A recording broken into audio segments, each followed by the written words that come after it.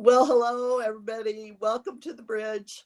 We have a great guest today, Becky Hernandez. She is my cousin or my kinfolk, and we've got lots of old stories we've been sharing and laughing about. She grew up with my three boys, and they had more fun than is possible for kids. I don't think that they could have any more fun.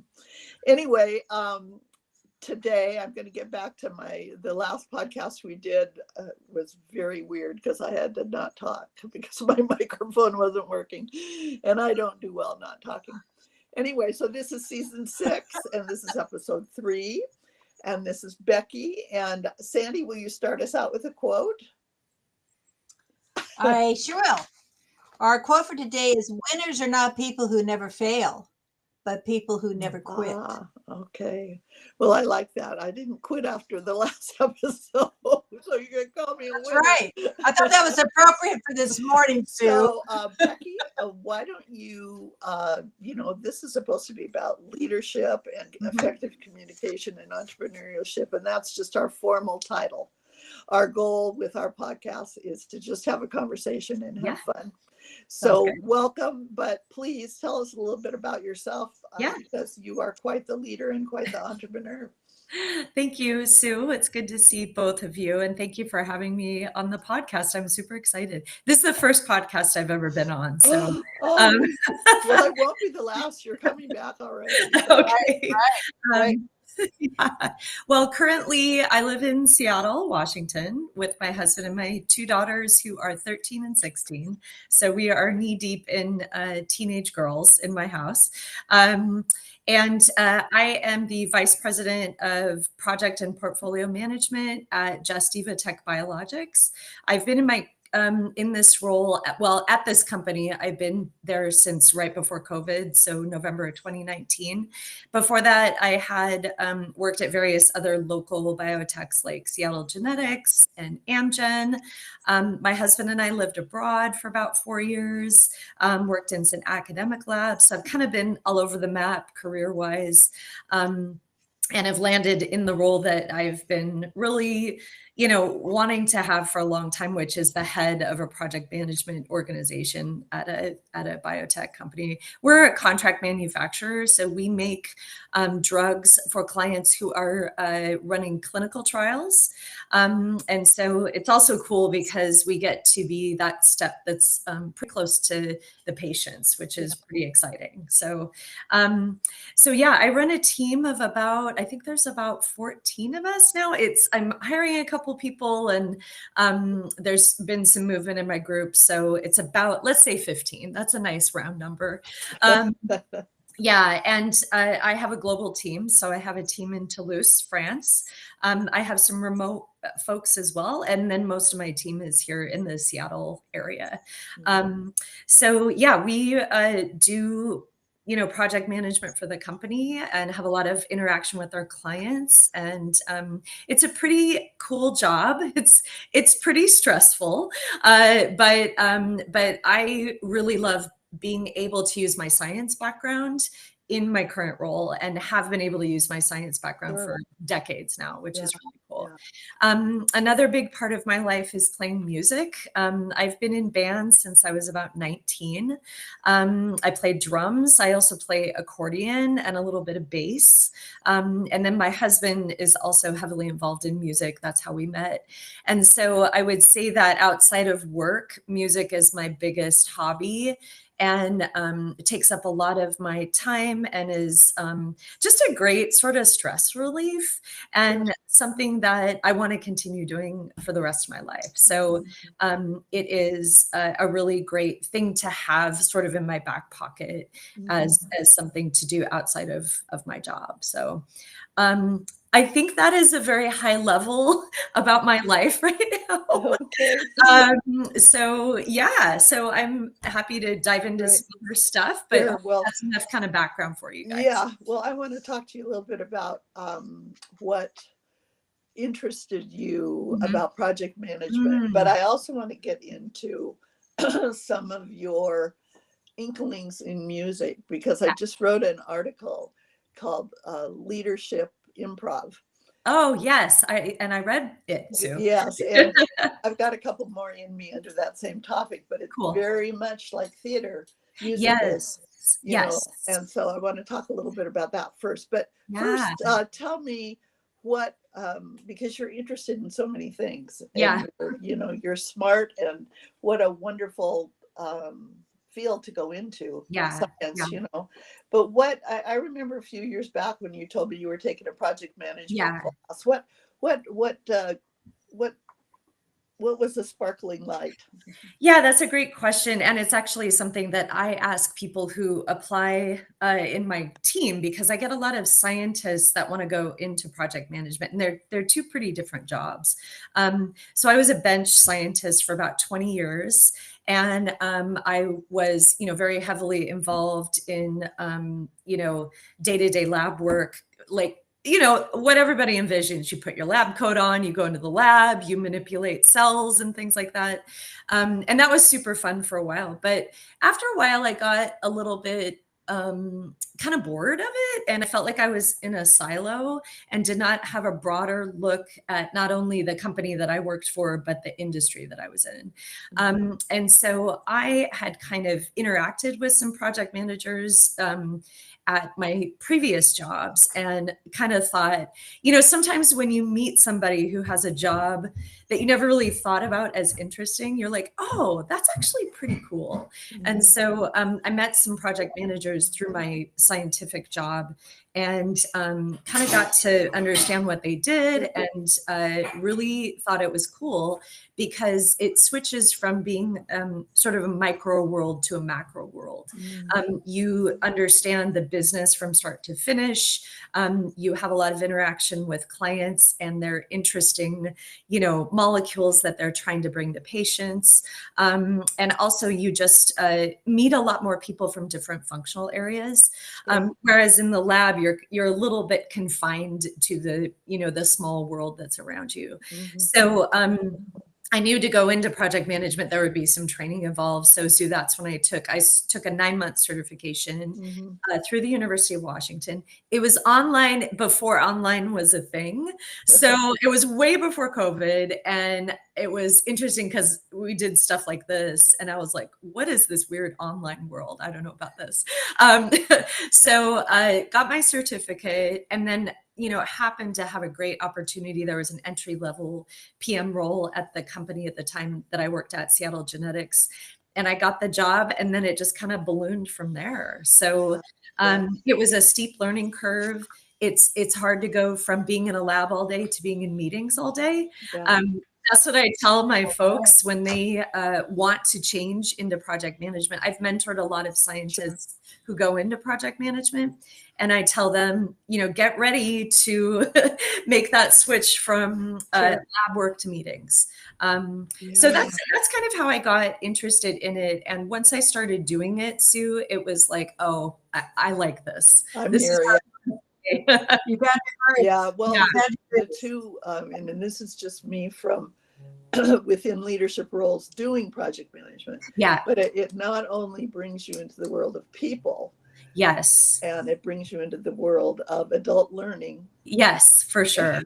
For and sure. It brings you into the world of communication, because you have to know how to not only deal with conflict, but hold people accountable. Yeah, absolutely. That's a big part of the job, actually.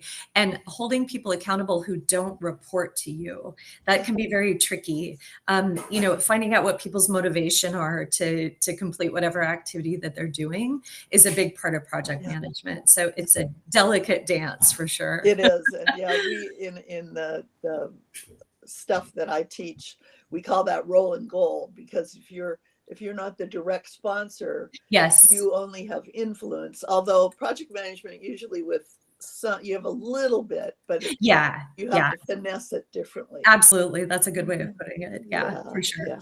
So you do a lot. Yeah.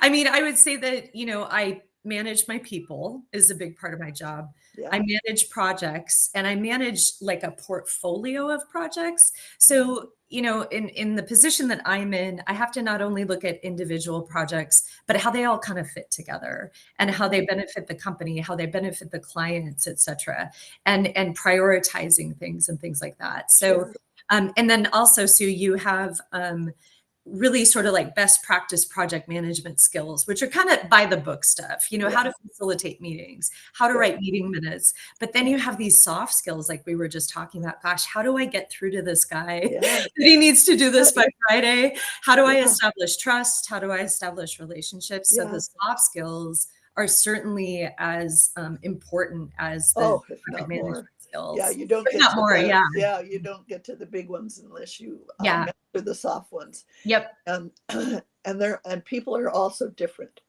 Absolutely. So, it's individualized instruction. Yes. And one of the things that I tell my team is what works for one person is not going to work for the next. Right. So maybe, Johnny responds well by email, but Susie never checks her email and you have to call her. Yeah. So even those lines of communication, you have to understand the individual differences there and what works and what doesn't. You're building a community.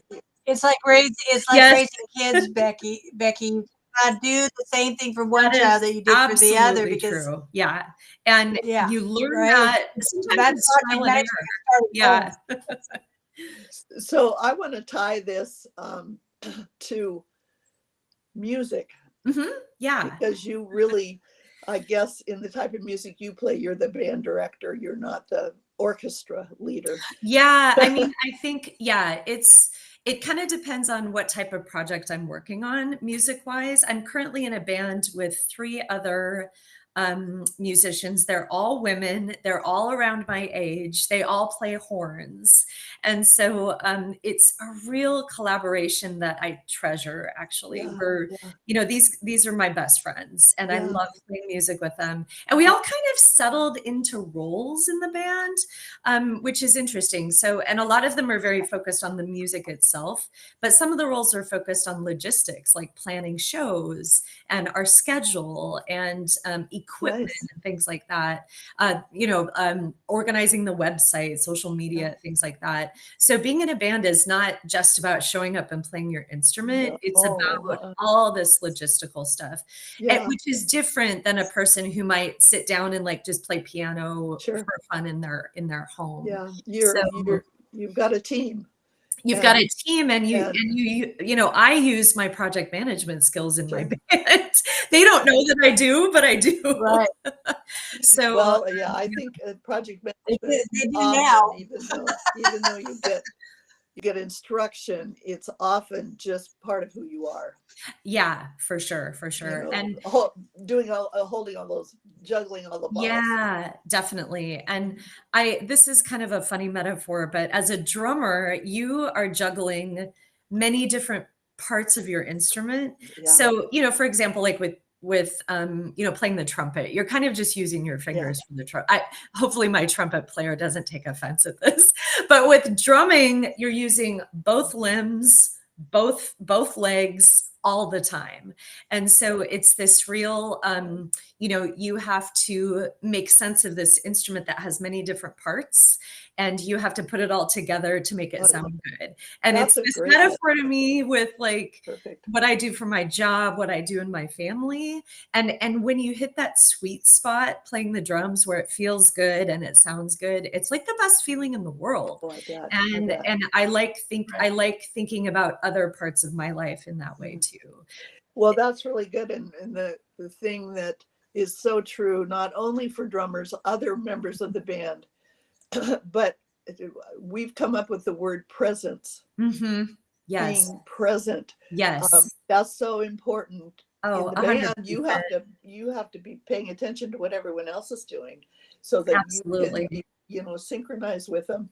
And that's true in teams. And working with people. I agree. The best gift you can give them is to really listen to them. Yeah, you're absolutely right. Not just tell them. Yeah. And I think that's a real key, because it's easy as a person who runs a group of 15 people and who has 80 million things on her to-do list to get distracted when people are talking to you. And I try really hard, and I don't succeed all the time, but I try really hard to, when I have my one-on-ones with my folks, to really, like you said, Sue, be present, listen to them, ask them, what would you do to solve this problem? Give them a little bit of room to try new things, but also help them if they're stuck. And I think that that's a big part of that. And another story I'll share about being present and playing music is I play accordion, which is a really difficult instrument. I don't know, like I need to play an easy instrument. I don't know if any instrument is truly easy. Think it's in you. Accordion is really particularly difficult. And I've had the opportunity to go to some workshops where I'm surrounded by really great accordion players. And we have sheet music that we play with. And you playing the accordion, you absolutely cannot be distracted. You have to be completely in the moment. And it's challenging and it's hard and you get frustrated, but that's all you're doing is playing this instrument and reading that music. And it's such a great, at the end of those days, I feel so refreshed because it is completely being present the whole time. And I think that even though it's tiring and exhausting, it's also refreshing for your brain to be in that space for so long. So that's really, you should write an article called the accordion as a focusing tool. Yeah, exactly. And you definitely have to focus when you play it. So Well, I think it's interesting that you do the drums and the accordion, because to me that would be like patting my head and rubbing my stomach. I don't know how you do it. That's very impressive. And I will say that with the accordion too, you can't see what you're playing because it's in front of you and you can't look down over the whole instrument to see what you're playing. So that adds an extra level of complexity and an extra level of needing to be fully present and aware of the playing. So I love it. Yeah, and you're exercising your arms too. Yeah, exactly. And your back gets really tired after holding it after a while. Yeah, totally. That's good. Yeah. So, as we talk about leadership and or entrepreneurship, what do you either like or see as one of your best skills? That's a great question. I would say that even though it can be really difficult, I really enjoy, and I think I'm pretty good at people management. I have a lot of empathy for people. And so I approach my team with empathy, while at the same time, as I mentioned earlier, trying to push them to solve problems themselves. And, Sandy, you mentioned earlier that it's a lot like having children. And I do feel that way because I get very protective of my folks. But I want them to feel like they can come to me and be completely honest about what's happening with them, be completely honest about their frustrations. And a lot of them have learned to come to me and say, Rebecca, I don't need you to solve this problem, but I just want to talk through it. And I think I'm a pretty good listener that way. So even though, like I said, people management can be pretty challenging sometimes, I think I'm pretty good at it. And I want to continue in that role for a while. I have 2 questions around that. I have a question for you, Becky. How do you balance out empathy with accountability? Because that's a challenge. Tell us how you do that. And I think that, again, it is, the approach I think is super important for holding people accountable. And I think that, first of all, building trust with your team is super, super important. If your team does not trust you, they don't care if you want to hold them accountable for something because they don't respect you, right? So establishing that level of trust and respect is super, super important. And I would say that, I'm blessed that I have a pretty good team, and the accountability thing is not a huge problem for my team, which is really good. But there's definitely moments where I have to gently remind people to do stuff. And for me, it's the messaging. Like, hey, if this doesn't get done, this is the consequence of that. Right. And so letting them understand the why is for me a really important part of accountability. So I think balancing gosh, I know you're super busy. I know you're really overwhelmed, but let's pause on this, prioritize on this, because it's super important. Just getting people to understand the why, I think it helps a lot with that. It does. And one thing that we have found to be true, not only with little kids, but also with adults of any age, is that they really just want to be seen and heard. Yes, they absolutely. don't have to be right. Yeah. And they also just want somebody to listen to them. And I think as project managers, we have to be careful not to become people's therapists. This is a thing that my team comes to me a lot with, like, oh my gosh, this person on this team, like, he's telling me all of his problems, and whereas he should be probably telling his supervisor about this. So that's also a balancing act too, sort of, providing empathy, helping with solutions, but not getting like too emotionally involved. Well, yeah, that was one of my questions. I know with people, as a principal, I used to frame our conversation with, so I have 5 minutes. Right. Yeah, exactly. So they wouldn't go on for 20. Yeah. That's a great boundary to set. Yeah, because then they know why I'm looking at the clock. Yeah. But how do you, it's about empathy, and how do you set the boundaries so you're empathetic without being a bleeding heart or taking it personally? Yeah. And that, Sue, is something, frankly, I really struggled with when I first became a project manager. There was a joke, I don't know if you remember, in Peanuts, where Lucy used to have that little, the doctor is in booth. Yes. And people would come to her with like needing therapy. And so I had this cubicle when I worked at Seattle Genetics. This is when everybody was still in person prior to COVID. And sometimes I would get like 2 or 3 people kind of lining up to come see me because I had this reputation as a person who was a good listener, and they would just come and stop by my desk and kind of unload their problems on me. And I think that first of all, when I switched into the role as a people manager, that went away a little bit, because I think people realized, oh, she has other people that report to her and she can't do this all the time. I think setting boundaries too, like your time limit boundary, and also being really clear, like, do you need me to help you solve this problem? Like asking them really direct questions, or are you just venting? That kind of thing. And I think also just sending, subtle messages. Like if you have somebody who comes to you every single day and is draining you emotionally, just be like, you know what, I'm sorry, I can't meet today. I think that sometimes just doing something that simple is helpful, but it is a challenge. I mean, even now I have people, even at high levels, that come to me and just like, so, but for your own well-being, you have to draw boundaries. Becky, what you're talking about is empowering people to do their job, though. Exactly. Saying, I align myself with you. I'm here for you. How can I support you? Not taking it away from them, but empowering you. I've got your back. Yeah. You let me know how I can do exercise. Absolutely. How I can support you. Not owning it, but letting them know I'm here to help you help exactly yourself. And I was talking to a member of my team about this the other day, like, the metaphor of teaching people how to fish, right? You don't want to fish for them all the time. You want to teach them how to fish. But then part of that also is making sure in a month they still know how to fish, or in 6 months they still know how to fish. So the follow-up of that is really important. But we're all grown-ups. We all have these jobs, and that's part of your job, is learning how to fish. So I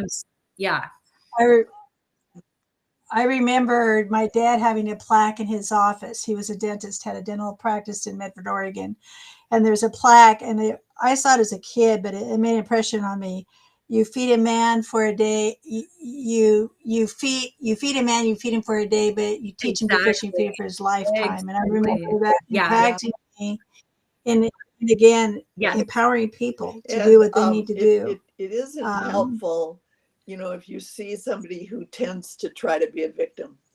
Absolutely. It doesn't build their self-esteem or self-agency to keep enabling them. Exactly. You may have to baby step them to get to walk on their own, but you're not Yes. doing them any good because it doesn't build Yeah. self-confidence. Yeah. And I think as a people manager, one thing that's really powerful with this is documenting things.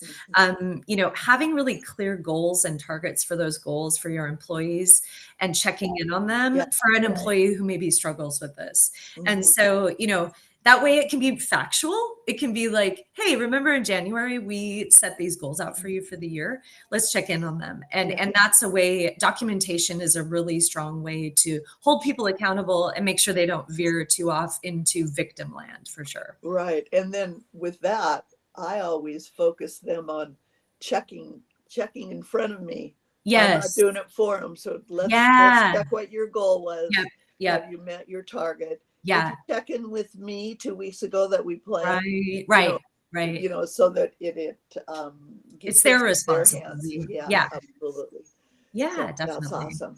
So When my son was in 7th grade, we made a deal with him. He decided he wanted to learn how to play the saxophone. And we are also a musical family, and we love music and love playing. But the deal we made to the 7th grader is we tell you, you earn half the money and we'll match the money. But he had skin in the game, and that helped him really buy into the practicing he was going to take. And he, I think that's one of the best ways we can do for people is to not do it, but help them. So it's not overwhelming. Break it down into small increments so they can be successful. But I totally agree with that. Yeah, they have to do real stuff as kids to learn to stand on their feet. But as adults, they need to be held accountable too. Yeah, for sure. And that often isn't the case in some of their upbringings. Yeah, I think you're right about that. Yeah. There's certain people that are better at this than others. So talk to me about, let's go back to when you were 8 or 9 or 10 and you started your Magoo magazine. Yeah. What was it in you that always tried the adventurous and something? Can you label it? It's a good question, Sue. And I've always, when I think back about my childhood, I always think of these really little creative things that I did. Like I wrote this, you probably don't know about a lot of this stuff. I wrote a soap opera about the spiders around our house in the webs. And it was all like, if I would go, so I'd go out and check the webs every day. Yeah. And if one of the spiders was gone, I would make this really dramatic story about how he left his wife or something. And I made up these fashion magazines with my elementary school I remember friends. the fashion magazines. Had this radio station, and I think it was, and I hate to be the person who says this, but like back in the 80s, we had to rely a lot more on our own creativity than I think the kids do now. And granted, like I will say my kids are very creative, but they use different tools than we did as kids. And so I feel like there were a lot of creative kids back when I was growing up who had to do these kind of, more paper-based or like, non-internet based a type of fun activities. Sure. So, but I also think that this, I don't think it went away when I got older, Sue, but I think it changed. Oh, okay. I think when I was in high school, I got really interested in science, and that was the thing that I was really interested in doing. And instead of having to make up stuff myself, I was being taught things that I thought was super cool, right? Yeah. So I think it adjusted a little bit as I got older. Yeah. And then now as a musician, the creativity comes out in that way. Okay. I feel like Sue, kind of back to your original question is I can't pinpoint like an exact moment where I was like, I'm going to do this really creative thing. I think it was an evolution of the creativity coming out in different ways. Sure. And I think it worked too. What's really cool about my job now, being at this higher level, is that I get to start stuff from scratch and it's super fun. Like, I'm like, okay, let's try this and see if it works. And that having that freedom is very cool. And it motivates me to, look forward to working because I'm able to use creativity to solve problems in my job. So that's kind of fun too. So Yeah. creativity, and that's a great, it's a leadership skill, and it Hmm. grows with you, and it Absolutely. helps you, and it also motivates you, Yes. because Yes. whatever's attracting you, then Yeah. you move towards that, and then you create something new. Yeah. And yeah, Definitely. I will say that I think as I've gotten older, I with music, I think I'm getting better at improvising. And Sue, this is kind of goes back to your topic earlier, the right. improv topic. It's really hard to improvise. Some people find it very hard to improvise in music, like play a guitar solo, or those people, jazz musicians who go up there and improvise the whole time. Like, that blows my mind. I can't do that. But if you do it in little No. chunks, it's not as daunting. Right. But I've always been a musician who kind of relies on reading music or listening to the song first, learning the part, or making up a part. And as I've gotten Right. older, I'm Right. trying to dabble a little bit more into improv, and my accordion teacher does this in her workshops. But boy, is it daunting, especially when you're doing it in front of others. It's like, oh, what if I hit the wrong note? And what they say is just act like you meant to do. Well, and if You you're improv, it doesn't matter if it's Exactly. this is sort of something I learned back in learning theory, but you really have to be a master of your instrument to do 100%. any improv. Yeah. And that has to do with confidence and Yes. I don't think it's the word, but you have a certain way that you play. Yeah, absolutely. And then the other concept that I found from Uncle Calvin. Who is, I have a picture of him on top of the Oh, piano, do by the you? way. Oh, that's awesome.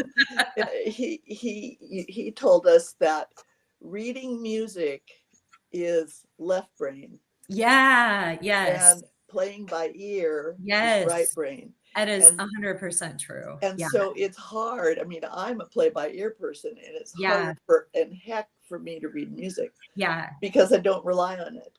Yeah. But it's not hard for me to play it by ear and get the gist. Right. But they're totally opposite Different sides of our skills. brain. Yeah. And so you're merging them, which is really good. Yeah, exactly. And it's interesting you mentioned that, because my husband is very much an ear player.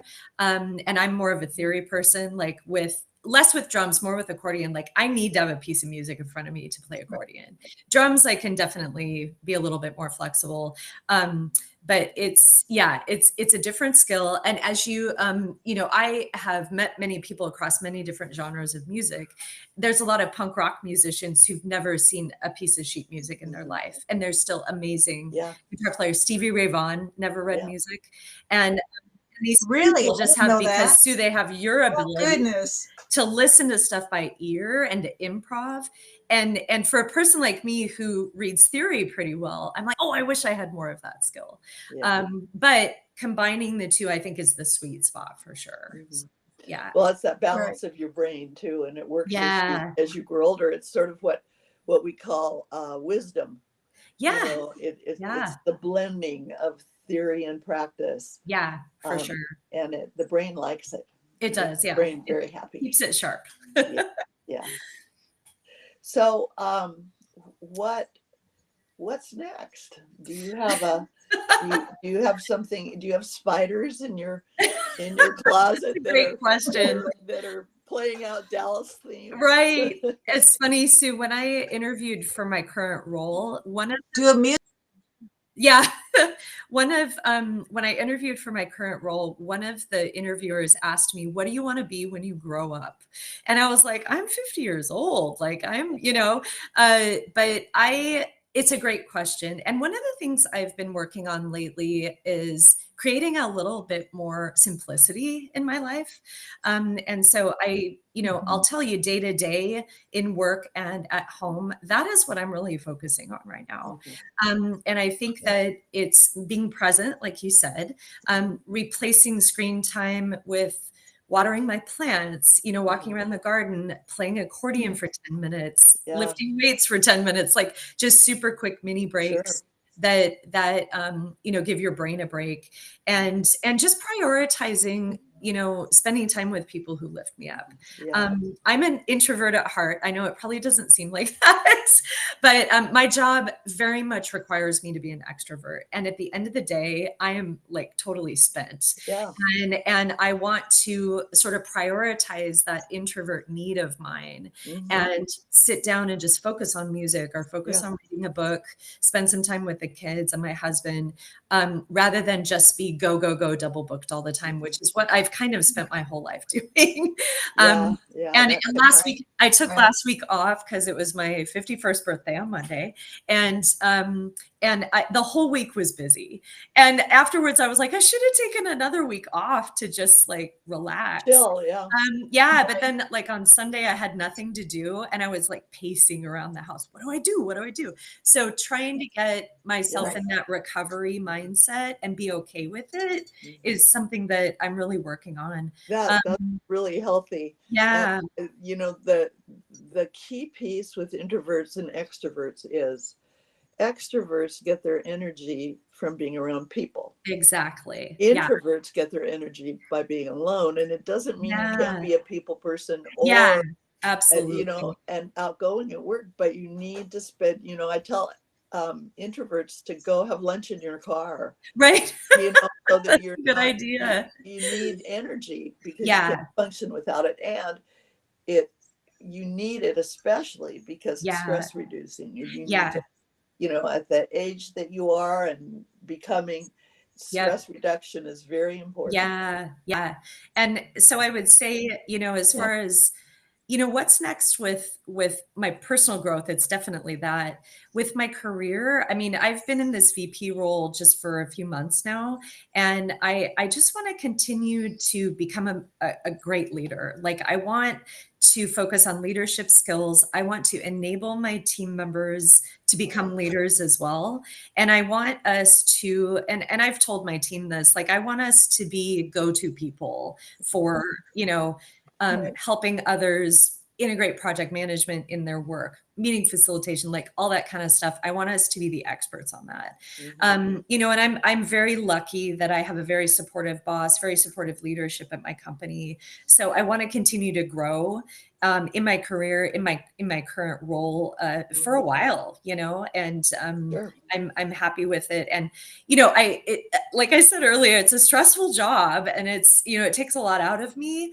But I think that balance with what I just described, working on with my personal self, hopefully we'll come to a spot where it's just like, okay, I can manage this stress, So, and then just spending more time with my girls, they are not getting any younger and they're going to be out of the house soon. And I just love the fact that I can do sort of more adult activities with them, if that makes sense. Like we like the same movies, we like the same music. I'm not listening to like, what, like Yanni, was that guy, the kids musician? Like we have similar interests now. And I love this part of their childhood. A lot of people say that teen girls are really difficult. And Sue, as you know, my mother raised 2 teen girls. But I frankly love having teenage girls and it's wonderful, and that's cool. Yeah. And my husband and I are, we're dealing with some aging parent stuff now, as you know, Sue, his mother and my father. And we're really trying to also kind of, focus on that, make sure that we get lots of time with our folks. And, before they start declining too much, I think that's super important as well. So more of a little internal look at our immediate family is the sandwich on our horizon. We're in the sandwich age. Yes, exactly. I only heard that term recently and I was like, oh my God, this is so true, and then on top of all the, physical and hormonal changes that women go through at this time. So it's a lot. It's a lot. Yeah. I'm very blessed. Becky, I would suggest also, you mentioned about how it was hard for you not to have something going or doing something. And one of the things I discovered, and I love the simplicity idea because I have actually tried to do that too, because it just kind of unburdens you a little bit. But one of the things that I'm finding is that you have to practice it, that it doesn't come without practice. Yeah. And so giving that space of time just to be still and not feel like you have to do something, accomplish something. It's not part of our nature, because when you're in Yeah. a career raising kids, like Mhm. you're talking about, there's not very many Absolutely. moments like that. And even at this point, and I'm turning 70 this month, and even at this point as a retiree, I kind of feel guilty if I don't accomplish Yeah. something. And I think sometimes again, we just need to have to set back and give ourselves Yeah. permission Exactly. and practice Yeah, being still. I think that is such a good point, that you have to practice it. And I think that framing it a little differently in your brain, I used the word recovery earlier, and somebody suggested that to me. Like, think about your time where you just sit down as recovery time, and you need that to fuel Mhm. yourself to do all the Right. other stuff. So I'm trying Right. to kind of frame it a little bit differently in my mind. And I'm Right. getting there, And but it is definitely, it goes against my nature, I well, guess. and you said you're dealing with parents aging too, Yeah, and so that's also stressful. yeah, So again, you've got a lot of different yeah, stimuli for going on sure. in your world, Mhm. in your life. Yeah, but So the yeah, being right. still gives you increased capacity to Yeah, focus. absolutely. So if you do have one thing you need to do, if you can Yeah, rest your brain, breathe, yep, let it, and not stress out. Because if you're stressed yeah, out, you're not going to be doing your best job. yeah, Right. absolutely. But And it's too bad we have to wait till we get older to learn. right, I Because know. that wasn't me, I'll tell you. Sue, I was gonna say, like, Sandy, when I was growing up, Sue was just go, go, go, go, go, go, go. And it was inspiring. Oh, I can It was imagine. inspiring, but I can relate to this, like this Mm. sense of you always need to be productive and always need to be accomplishing something. But let's think about our downtime as accomplishing I something, like So yeah, yeah. So I'm I trying like to the shift recovery. that a little bit. That's a good Mhm. word. Yeah, Yeah. yeah. Well, we kind of end our sessions by asking the question, what's one takeaway from this conversation? Oh gosh. I think that well, first of all, thank you again for having me. It's so Oh, fun to our talk to you pleasure. guys. Um, We and I want you We back, enjoyed by it. the way. Okay, I would love to. I think that Sue, the way that you sort of that we talked about music and career and the sort of parallels there, especially with the learning by ear, learning by sheet music. There's so many parallels with creative activities and art with Yes. your career, Mhm. and that was really enlightening to me, and it was interesting to put that into words, because I feel like I think about that a lot, but I don't talk to people about it. And a friend of mine and I at work were noticing how many musicians Yeah. work at my company. Mhm. There's so many scientists who also play music. Yeah. And I think, again, it's that creative and factual combination of Mhm. both of those fields that attracts those, scientists to music and vice versa. Yeah. So I loved that Yeah. part of this I conversation. I hate thought to it was add interesting. something at this place, but when I taught at Bates, the most artistic people were the welders, Interesting. and Yeah. they worked with their hands. Yep. But Yep. it also, yeah, I think there's a connection there that Yeah. I want to explore that. Yeah, So I think so too. So that yeah, was fun to talk about for sure. yeah. Yeah. Sandy, what's your takeaway? Well, I liked the question that I asked about how are you Mhm. empathetic and yet hold people accountable? And I liked what uh, Becky said about knowing the Mhm. why for Mhm. accountability. Very If you important. know what your goal is and you actually have developed your team, knowing the Mhm. why is the basis for Yeah, moving Yeah, forward in helps. yeah. a correct way and getting people to Mhm. have buy-in Yeah, to It for it. gives sure. them perspective. Yeah, absolutely. Perspective, and it gives them more motivation. I love that Yeah. too. Well, mine is a silly one. I love the Spider soap opera. Oh, Did you, what was the name of it? it was called Web. Web. Oh my God. Because Oh, So I'll have nice. to see if I can Nice. dig up, because I wrote it. I remember writing it in a notebook. So I'll have to see if I can find that in the basement I amongst all my love it. childhood treasures. I But it love was it pretty because funny. I see tugboats going by my view every day, and I often think, You know, I could write some stories about Oh, those you guys. could, The yeah, gals in and the just be tugboat. wild about it, you know? It was, and another thing, Sue. Have either Oh, sorry. have either one of you seen Mr. Holland's Opus? Have either one Yes, of you seen Mr. Holland's yes. Opus? That's like one of Yeah, my favorite movies. And while he's yeah, living life and absolutely. he's wanting to develop this musical, uh, you know, wonderful Yeah, musical opus that he's working on, and he's living life in yeah, the interim. And at the end, it says, "We're we're the people. We're Yeah. the yeah. opus for you." It's really And it's special. just it's Yeah, very I moving. agree, definitely. Um, yeah, so this was great for me because again, I don't get a lot of opportunity to articulate the stuff that's in my head in such a way as this. And so Uh, this has been super interesting for me. And I love that you guys are doing this. oh, great. Well, we want to have you back. Okay, And anytime. we've got Yeah, some absolutely. You We have stories my that number, want Sue. to hear more about the I do, web. Yeah, and I have a machine right now that's working. right. Well, I'm thinking I'd like to have you back with something about the music improv, you know, Yeah, relating to leadership. yeah, that would Um, be fun. yeah, but there's some other stuff in my mind, but I'm not Sure. thinking of them right now. Okay. So we'll have you back for sure. Awesome. And if there's Awesome. ever, well, I know, oh, I know what I was going Absolutely. to say. If you come on and you just kind of want to process something out, Yeah. we're good coaches. Yeah, And you are. we don't Yeah. tell you what to do. We just try to, you know, get the Yeah. conversation going. So, Awesome. I'll you jot know, down some ideas yeah, too. yeah. And maybe you've got some team members that would come on. Yeah. Ooh, You that's a know, great it's idea. a way to promote their leadership. Yeah. So Yeah. anyway, well, Very good. Thank cool. you. Yes. I need you to hang on for a minute while I Yeah. stop the recording. No Okay. problem. No problem.